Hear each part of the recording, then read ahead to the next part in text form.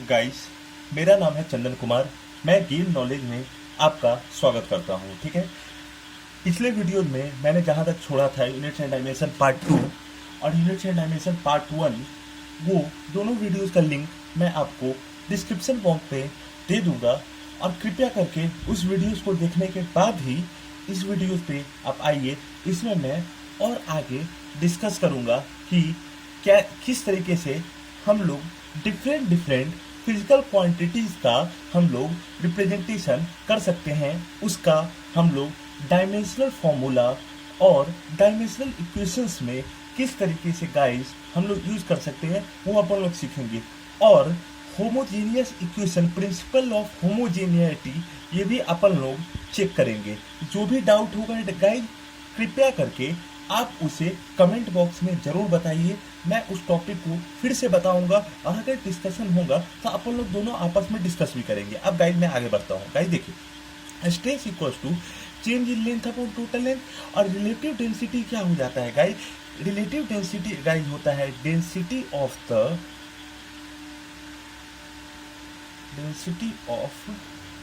That object upon density of that object upon density of that object upon density of water at density of that object upon density of water at 4 degree centigrade.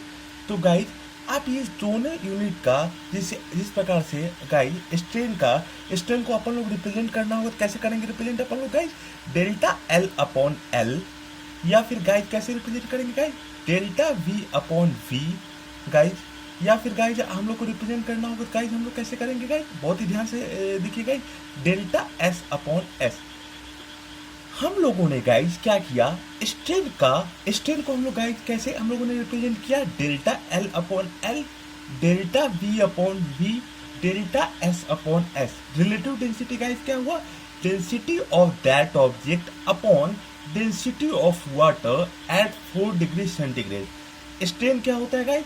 Change in length upon total length. ये guys होता है definition longitudinal strain का। ये अपन आगे जब एक topic पढ़ेंगे सब मैकेनिकल प्रॉपर्टीज ऑफ मैटर, उस पर अपन लोग काफी डिटेल से डिस्कशन करेंगे।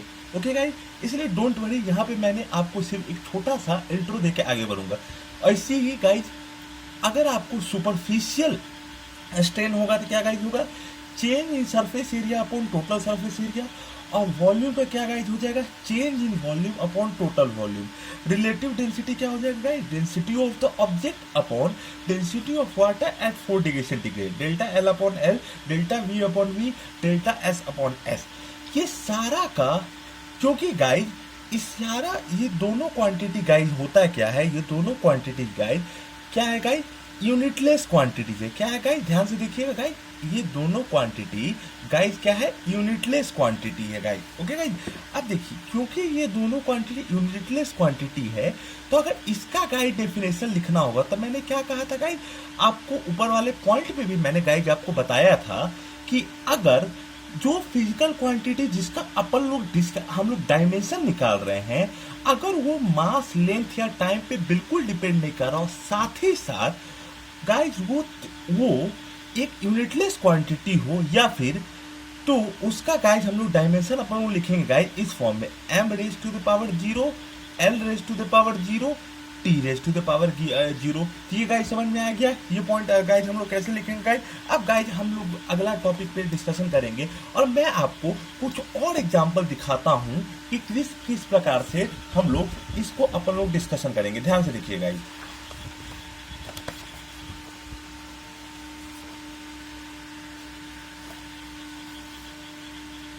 कीजिए गाइस, ध्यान से लिखो गाइस। जैसे फॉर एग्जांपल के तौर पे गाइस अगर अपन लोग डिस्कस करते हैं Young's modulus of elasticity, discussion करते हैं अपन लोग गाइस। तो यंग्स मॉडुलस ऑफ इलास्टिसिटी क्या हो जाएगा guys? Stress upon strain according to, ये गाइस हुआ कैसे? ये गाइस हुआ अकॉर्डिंग टू हुक्स लॉ। अब स्ट्रेस, क्योंकि गाइज हम लोग जानते हैं फोर्स पर यूनिट एरिया होता है, फोर्स का क्या होता है गाइज ml/t-2, ओके गाइज, और एरिया क्या गाइज होता है एल स्क्वायर। स्ट्रेन क्या है यूनिटलेस क्वांटिटी थी, इसका गाइज यूनिट क्या हो जाएगा ml-1t-2। फोर्स का गाइज आप लोगों को बता ही चुका हूँ, एक्सेलरेशन ये सब का गाइज अपन लोग बता चुके हैं गाइज। अब गाइज अगर मुझे इसका जानना होगा गाइज, बहुत ही ध्यान से देखिए गाइज, इलेक्ट्रिक फोर्स का गाइज मैं कैसे लिखूंगा, इलेक्ट्रिक फोर्स क्या होता है गाइज के Q1 Q2/r²। अब तो के कांस्टेंट है गाइज, तो उसको अपन लोग क्या कर सकते हैं, इग्नोर कर सकते हैं गाइज। Q1 चार्ज है, Q2 भी चार्ज है, तो इसको गाइज कैसे लिखेंगे, C, ओके गाइज। R क्या है, डिस्टेंस है guys, distance means L, that is L square. तो इसका गाइज यूनिट लिखना होगा तो क्या हो जाएगा guys m0 L-2 T0 C square. तो गाइज इसका मैं कैसे लिखा, ये समझ में आ गया गाइज, इलेक्ट्रिक फोर्स का मैंने कैसे लिखा। और भी गाइज मैं कुछ टर्म्स लूंगा गाइज, मैं लेता हूं guys surface tension. Surface tension क्या होता है गाइज, सरफेस टेंशन होता है guys force per unit length. Force का गाइज क्या होता है गाइज, ऊपर मैंने अभी लिखा guys ml/t-2/L। L and L cancel down, क्योंकि गाइज L का कोई टर्म नहीं है गाइज, तो क्या हो जाएगा गाइज ml0t-2।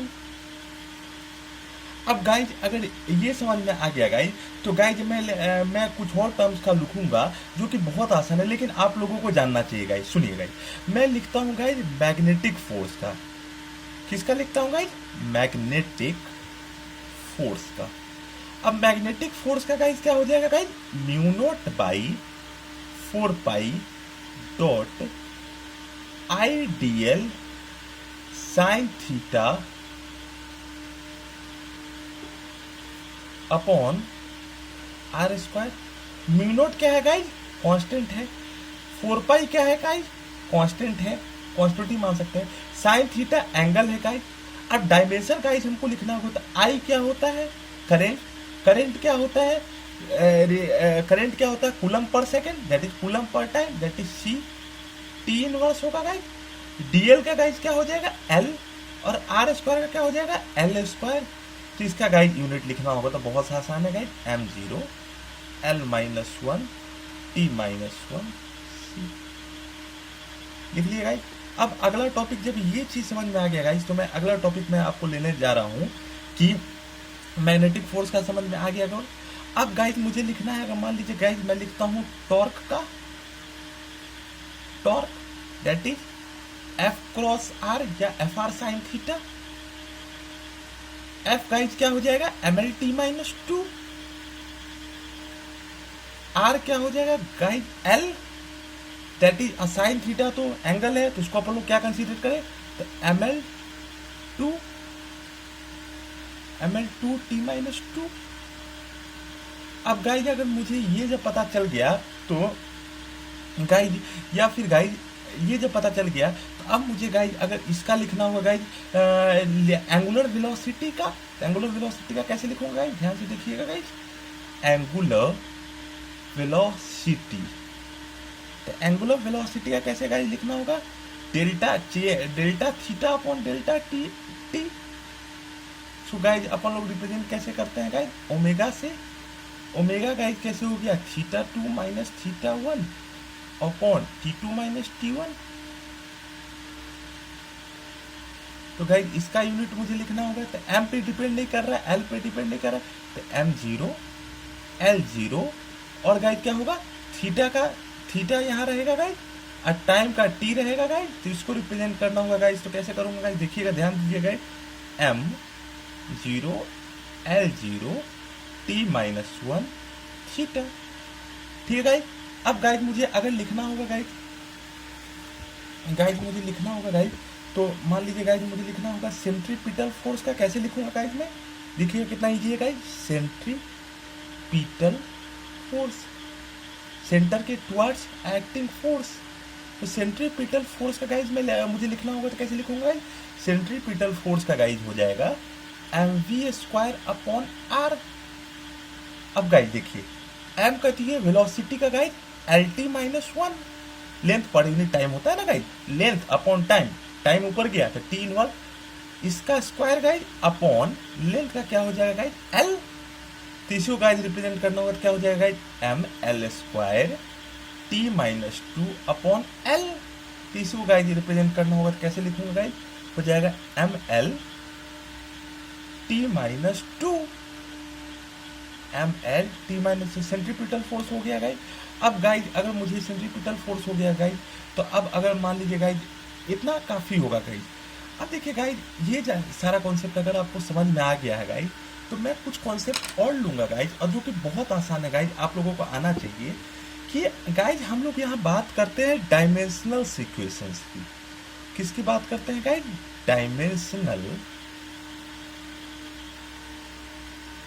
अच्छा गाइज जहाँ पे फिजिकल क्वांटिटी, आगे जब मैं पूरा फिजिक्स पढ़ाऊंगा, जहाँ पे पूरा फिजिकल क्वांटिटीज का डायमेंशन की बात होगी, वहाँ पे मैं जरूर लिखूंगा डायमेंशन। अब बहुत आसान है गाइज। अब डायमेंशनल इक्वेशन में गाइज एक टर्म आता है guys, principle of guys, term आता है गाइज प्रिंसिपल ऑफ होमोजीनिटी। अब देखिए गाइज प्रिंसिपल ऑफ होमोजीनिटी, अब देखिए गाइज होमोजीनिटी का मतलब क्या होता है, होमोजीनियट का टर्म का मतलब क्या होता है, होमोजीनिटी टर्म लिया किससे गया है गाइज, होमोजीनिटी गाइज टर्म लिया गया होमोजीनियस का, और होमोजीनियस का क्या मतलब होता है गाइज, यूनिफॉर्म। तो प्रिंसिपल ऑफ होमोजीनिटी एक तरह से हम लोग गाइज इसका एक और नाम हम लोग गाइज क्या रख सकते हैं कि प्रिंसिपल ऑफ होमोजीनिटी का एक और नाम गाइज रख सकते हैं, principle of uniformity. Principal of homogeneity का गाइज मैं एक और नाम क्या रख सकता हूँ, प्रिंसिपल ऑफ यूनिफॉर्मिटी। अब प्रिंसिपल ऑफ यूनिफॉर्मिटी क्या कहता है गाइज, एक बात बताइए गाइज, आपने linear equation in one variable पढ़ा होगा। दूसरा गाइज आपने ये चीज आप जानते होंगे कि हम लोग लेफ्ट हैंड साइड पे जो वेरिएबल यूज कर रहे हैं, राइट हैंड साइड पे भी वही वेरिएबल्स यूज करेंगे। जैसे गाइज अगर 2x + 3 लिखे तो यहाँ पे 5y + 7 नहीं लिख सकते हैं गाइज। अगर इस इक्वेशन को गाइज सॉल्व करना है गाइज, तो हम लोगों को क्या चाहिए होगा गाइज, 2 इक्वेशंस का नीड चाहिए होगा। मतलब कितने गाइज चाहिए होंगे, इक्वेशंस 2 आर रिक्वायर्ड। कितने गाइज चाहिए होंगे, इक्वेशन 2 आर रिक्वायर्ड, मतलब 2 इक्वेशंस गाइज चाहिए होंगे। तो प्रिंसिपल ऑफ यूनिफॉर्मिटी क्या कहता है सर गाइज कि 2x + 3 = 5y + 7, तो इक्वेशंस आर रिक्वायर्ड। तो गाइज जितने वेरिएबल्स होंगे उतने गाइज हम लोगों को क्या चाहिए होंगे, उतने हम लोगों को इक्वेशंस चाहिए होंगे, या फिर जितने अननोन्स होंगे उतने गाइज हम लोग को क्या चाहिए होंगे, उसका वैल्यू निकालने के लिए, अननोन्स का वैल्यू निकालने के लिए गाइज उतने ही गाइज हम लोग को क्या चाहिए होंगे, हम लोगों को इक्वेशंस चाहिए होंगे। तो according to principal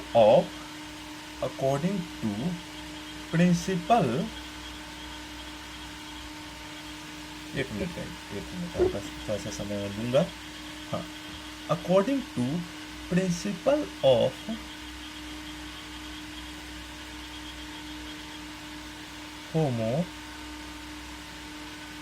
homogeneity, according to it states that the dimensional equation of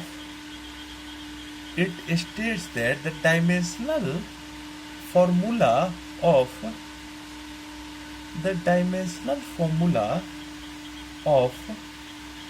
LHS, the dimensional formula of LHS must be, the dimensional formula of LHS must be equal to dimensional formula of dimensional formula of LHS must be equals to dimensional formula of RHS। और अगर ये equation और एक concept ये guys होता है, if the given formula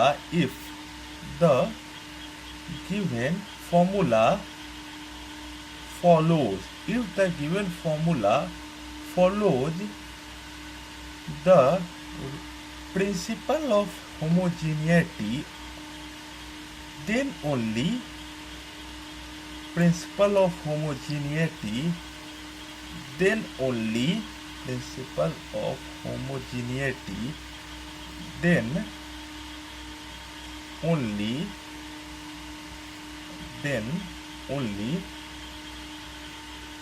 the given formula is not correct, then the given formula is correct only, but is only, but guys मैं और लिखूंगा guys, but converse is not true, that if, एक minute guys,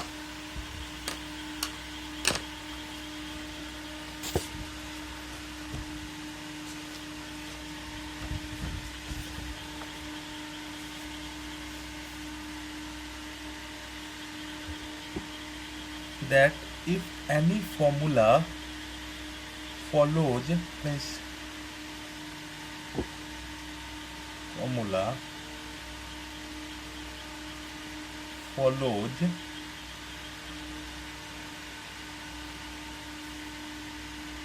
principle of homogeneity, then any formula follows principle of homogeneity, then the formula must have to be correct, then the formula must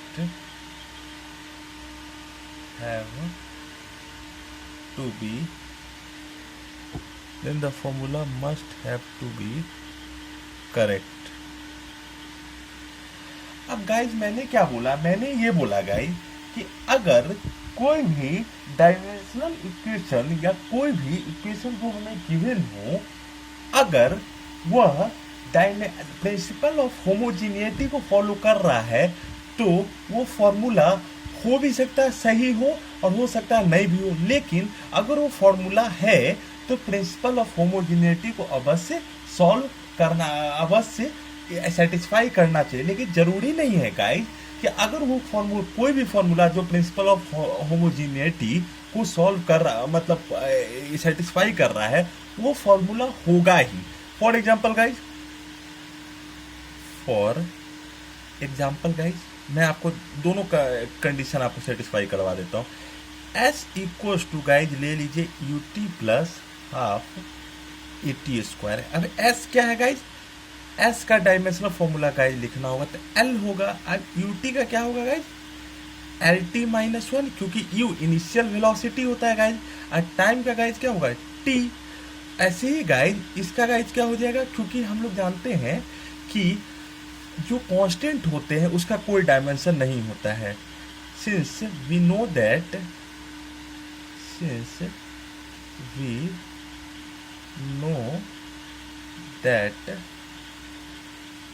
constant has no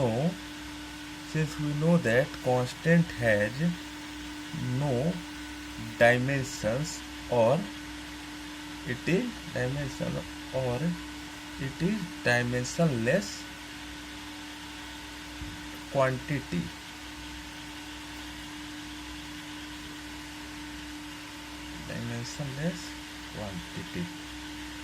अब guys यहाँ पे देखिए s equal to U T plus half A T square है guys, S क्या है distance, इसका length L, U initial velocity, L T inverse और time का टी।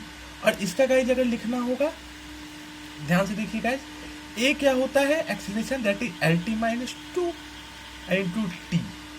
ओके गाइज, अब इसी इक्वेशन को गाइज मैं यहाँ कंटिन्यू कर रहा हूँ, ध्यान से देखिए गाइज, लेंथ का एल होगा guys.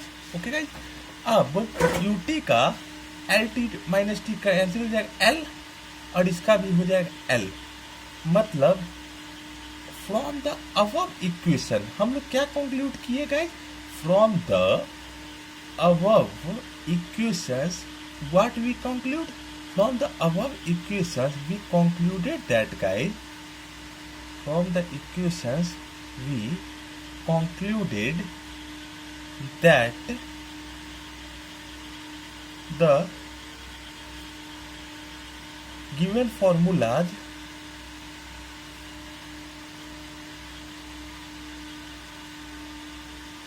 have satisfied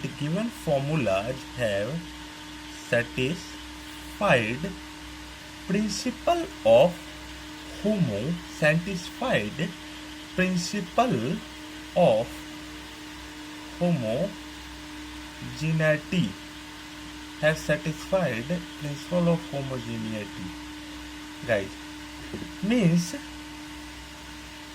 arithmetic operation of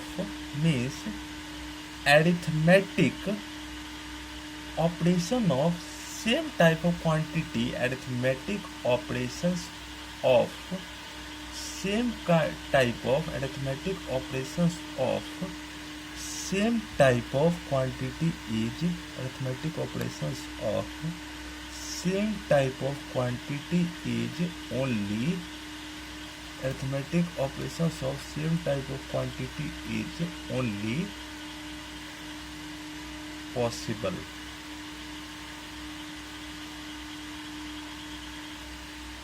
अब गाइस अगला लाइन जो मैंने लिखा है कि अगर कोई इक्वेशन, मैंने अगला लाइन क्या लिखना है गाइस, अगला लाइन गाइस मैंने ये लिखाया कि अगर कोई इक्वेशन प्रिंसिपल ऑफ होमोजीनिटी को फॉलो कर रहा है तो जरूरी नहीं है, मैंने क्या बोला गाइस, अगर कोई इक्वेशन प्रिंसिपल ऑफ होमोजीनिटी को फॉलो कर रहा है तो जरूरी नहीं है वो किसी का फॉर्मूला होगा ही गाइस। जैसे फॉर एग्जांपल के तौर पे guys S equal to U T plus half A T square, मैंने देखा वो प्रिंसिपल ऑफ होमोजीनिटी को फॉलो कर रहा है, मतलब दोनों साइड सेम तरह की फिजिकल क्वांटिटी मौजूद हैं, दोनों साइड गाइस मैंने ये देखा सेम तरह के फिजिकल क्वांटिटी मौजूद है जिनका अरिथमेटिक ऑपरेशंस किया जा रहा है गाइस। तो गाइस इससे मैंने कुछ चीजें कंक्लूड की, कुछ चीजें गाइस जो मैंने कंक्लूड की वो गाइस मैं आपको बताना चाहूंगा, कि अगर मैं s equals to U T plus half A T square के जगह गाइस मैं ये लिख दूं s equals to U T plus 1/8 A T square, तो ये भी गाइस डायमेंशनली करेक्ट होगा, लेकिन ऐसा कोई इक्वेशन नहीं है। आप इसके जगह कुछ भी लिख दीजिए गाइस, 1/n लिख दीजिए, उसमें n को आप चेंज कराते रहिए 0 से लेकर इन्फिनिटी तक, तो भी ये इक्वेशन सही हो जाएगा गाइस, सही हो जाएगा। मतलब अगर इससे मैंने क्या कंक्लूड किया गाइस कि अगर कोई इक्वेशन डायमेंशनली करेक्ट है, प्रिंसिपल ऑफ होमोजीनिटी को फॉलो कर रहा है, तो जरूरी नहीं है कि वो किसी का फॉर्मूला होगा। ये तो मैंने गाइस एक बहुत ही साधारण, बहुत ही इजी या बहुत ही क्लासिकल एग्जांपल लिया गाइस। अगर मैं इसी को गाइस थोड़ा सा और मैं विस्तार इसका निकालना चाहूंगा गाइस, तो हम लोग को थोड़ा सा विस्तार क्या मिलेगा गाइस, बहुत ही ध्यान से सुनिए गाइस, थोड़ा सा विस्तार हमें इस पॉइंट का यह मिलेगा गाइस कि अगर s equals to U T V square minus U square equals to 2as है, ये भी सेटिस्फाई करेगा डायमेंशनली। अब इसके जगह भैया 2 लिख दो या 3 लिख दो या 4 लिख दो या 9 लिख दो, 10 लिखो, 11 जो मर्जी करे लिखो, सारा इक्वेशंस डायमेंशनली करेक्ट है, प्रिंसिपल ऑफ होमोजेनिटी को फॉलो करेगा। क्यों फॉलो करेगा? क्योंकि भैया कांस्टेंट का डायमेंशन तो कुछ होता ही नहीं है, तो जब कांस्टेंट का कोई डायमेंशन होता ही नहीं तो उसका कोई सिग्निफिकेंस भी नहीं रह जाएगा, और अगर उसका कोई सिग्निफिकेंस ही नहीं रह जाएगा तो क्या मैं ये नहीं बोल सकता हूं कि अगर किसी फॉर्मूला में आप कांस्टेंट के वैल्यू को आप चेंज कर दीजिए या फिर चेंज मत कीजिए, उससे कोई विशेष फर्क नहीं पड़ेगा गाइज। अब देखिए गाइज, जैसे मैं एक और कॉन्सेप्ट आपको बताता हूँ गाइज। जैसे आप इसी की जगह कुछ भी रख दो guys, v equals to U plus A T होगा, हम लोग जानते हैं। s equals to U T plus half A T square, v equals to U plus A T लिख दो गाइज। अब u प्लस 80 लिखो, 10 लिखो, 20 लिखो, 30 लिखो, क्या फर्क पड़ता है गाइज। ये फॉर्मूला तो हर कंडीशन के लिए डायमेंशनली करेक्ट है, लेकिन क्या ऐसा कोई फॉर्मूला होता है? नहीं होता है। तो क्या मैं इनडायरेक्टली ये नहीं कर सकता हूं कि अगर कोई इक्वेशन प्रिंसिपल ऑफ होमोजेनिटी को फॉलो कर रहा है तो जरूरी नहीं हो किसी का फॉर्मूला होगा ही होगा। लेकिन मैं यह जरूर कहूंगा कि अगर कोई फॉर्मूला है जो कि वैलिड है, जो कि किसी भी पार्टिकल के लिए वैलिड है, किसी भी सिस्टम ऑफ नेचर या फिर यूनिवर्सली एक्सेप्टेड, जो कि हम लोग डिसाइड कर सकते हैं उसके लिए वैलिड है, तो उन सभी के लिए वो प्रिंसिपल ऑफ होमोजेनिटी को अवश्य फॉलो करेगा। तो ये गाइज कॉन्सेप्ट क्लियर है। अब देखिए गाइज, मैं अगला कॉन्सेप्ट ये कॉन्सेप्ट जब क्लियर है गाइज, तो मैं आपको कुछ अगला कॉन्सेप्ट की तरफ ले जाऊंगा, और जो कि आपको जानना भी चाहिए गाइज। अगला कॉन्सेप्ट गाइज जो मैं बोलता हूँ बहुत इजी है कॉन्सेप्ट है guys, order of magnitude. Order of magnitude. अब ऑर्डर ऑफ मैग्नीट्यूड का मतलब देखिए गाइज, मैग्नीट्यूड का मतलब क्या होता है गाइज? मैग्नीट्यूड का मतलब होता है गाइज मापीकरण, किसी चीज का मेजरमेंट करना, ठीक है। या फिर मैग्नीट्यूड का मतलब क्या होता है? उसका वैल्यू। मेजरमेंट का, सॉरी गाइज मैंने एक लाइन गलत बोल दिया, सॉरी फॉर ऑल। मेजरमेंट का मतलब होता है मापीकरण। लेकिन अगर आपसे गाइज पूछेगा ऑर्डर ऑफ मैग्नीट्यूड, तो ऑर्डर ऑफ मैग्नीट्यूड का क्या मतलब हुआ? ऑर्डर ऑफ मैग्नीट्यूड का मतलब हुआ कि उसका मैग्नीट्यूड किस ऑर्डर का है, उसका मैग्नीट्यूड किस रेंज का है जिसको अपन लोग कवर कर सकते हैं। तो अगर आपसे कोई पूछे कि आप भैया ऑर्डर ऑफ मैग्नीट्यूड बताओ, तो गाइस देखिए फिजिक्स में कितना ज्यादा वेरिएशन है। हम लोग we measure the mass of galaxy, also we measure the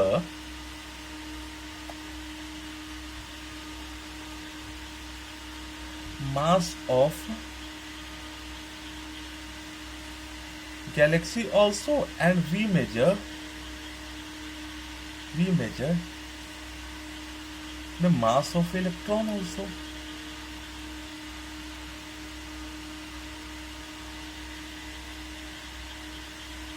We measure the radius of Earth also. We measure the radius of the Earth.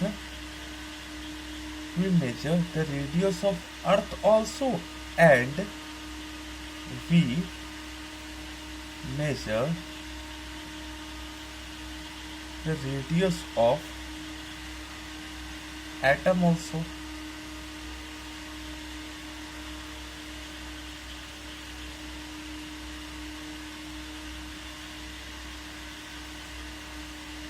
We measure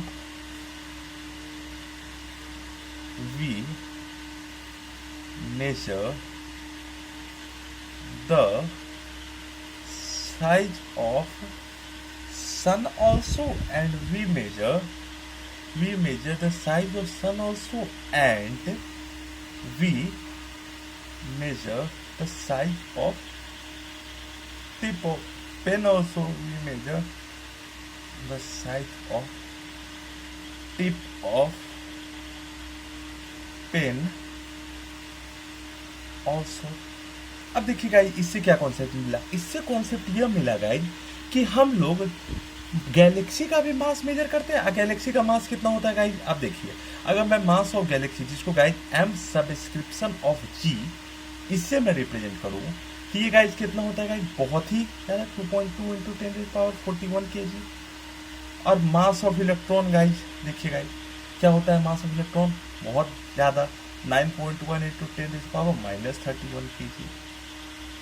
हम लोग guys radius of the earth, हम लोग guys उसके बाद guys हम लोग क्या major करते हैं? तो मास ऑफ गैलेक्सी और मास ऑफ इलेक्ट्रॉन। तो गाइज अगर कोई पूछे कि ऑर्डर ऑफ मैग्नीट्यूड क्या होता है गाइज, तो हम लोग गाइज किसी भी ऑर्डर ऑफ मैग्नीट्यूड का हम लोग कॉन्सेप्ट यूज क्यों किए? हम लोग गाइज ऑर्डर ऑफ मैग्नीट्यूड के कॉन्सेप्ट का यूज इसलिए किए कि अगर हम लोग कोई भी दो बड़े क्वांटिटी का गाइज अगर हम लोग मेजरमेंट कर रहे हैं, तो वो दोनों के बीच में साइज का कितना ज्यादा डिफरेंस है जिसका हम लोग अंदाजा भी नहीं लगा सकते, जिसको प्रैक्टिकली फील तक नहीं किया जा सकता है, वो उसके लिए हम लोग 10 का पावर और ये यूज करते हैं गाइज। अब देखिए गाइज मास और ग्रेविटी, अब देखिए इन दोनों के मास में इतना ज्यादा डिफरेंस है, जो मास ऑफ गैलेक्सी है वो वेरी वेरी वेरी ग्रेटर है मास ऑफ इलेक्ट्रॉन के। तो अब according to the concept order, according to the concept of, according to the concept of order of, according to the concept of order of magnitude, according to the concept of order of magnitude, any physical quantity measurement can be, any physical quantity measurement can be represented, can be measurement can be represented in form of, can be represented in the form of, in the form of a into 10⁻⁵ b, जिसमें guys a का range क्या होगा, a belongs to -1 to 1 और b belongs to guys -infinity to +infinity। Okay guys, मतलब guys b का value हम लोगों को किसके बीच में राइज करेगा गाइज, -infinity to +infinity, और a का वैल्यू गाइज किसके बीच में लाई करेगा, -1 to 1 के बीच में। a वही बताएगा कि साइज कितना बड़ा है या फिर कितना छोटा है। तो गाइज इस वीडियो में मैं यहीं तक आपको छोड़ता हूँ। आगे जो भी डाउट हो गाइज कृपया मुझे बताइए, मेरे कमेंट बॉक्स पे लिखिए, मैं उस डाउट को जितना हो सके क्लियर करूँगा। और आने वाले वीडियोस की लिंक के लिए मेरे चैनल को मैं तो नहीं करूँगा सब्सक्राइब करें, लेकिन लाइक या ये जरूर करें जो मुझे मोटिवेट करेंगे। Thank you guys, thank you very much.